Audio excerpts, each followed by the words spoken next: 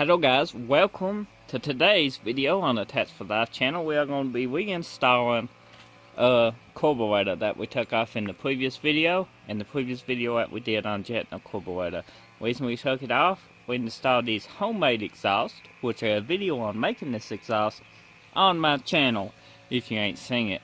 Now this boot for the carburetor is cracked, but there's no interior inside cracks in it, so I'm going to run it till I order me a new one. When a new one comes in, we can always install it. It's not that hard to take off, and it's not that hard to put on. But today's video is installing both that boot and the carburetor back on this bike. Got a little bitty notch on it right there, and it sits in the notch of the boot. So you can't get mixed up which way your carburetor goes on and off. So don't worry about that. Just remember this goes towards the back fender, and you'll be fine either way you go. Now I have no help filming this at the moment, so bear with me. You want to move your cables out of the way. Make sure your battery is disconnected. Always make sure your battery is disconnected, always. Now, you want to make sure these guys right here is clean. Of course ours is super clean, ready to go back together. Before inserting your carburetor, you want to go ahead and plug everything in, just as we did, and hook everything back up the way you had it. Make sure not to get these mixed up. One's back, one's front.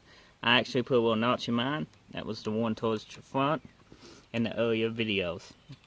Now we got it in now, you want to push it up in this boot and watch not to clip your seals. If you do clip your seals, then you can pick them up at a pretty well any auto parts store, just O-Wings, probably Lowe's or something like that. But try not to. Once you get this, you go ahead and put your 4 bolts, 2 on each side, back in it. Don't over tighten them. That's what an O-wing is for, but just get them kind of snug. And then once you get that done, you can go ahead and set your gas tank back on it, and then hook all your vacuum hoses back up to where they need to go. Okay, I got all these tight. My vacuum lines is laying kind of out of the way, so it'd be easy to hook up. So let's go ahead and set the gas tank on. Okay guys, you want to double check everything is good on your bike. Make sure all your hoses is hooked up properly. If you need to see how to remove this or your hoses go, there's a video on me removing this carburetor. You can definitely check that one out.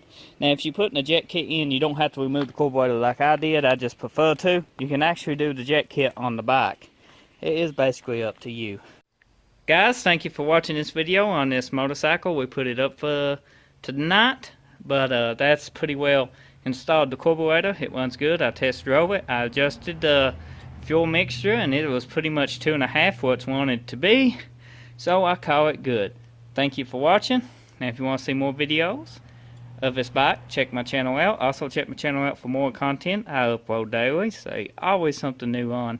So be sure to hit that subscribe button, that notification bell, and until the next video, I'll see you then. Thanks for watching.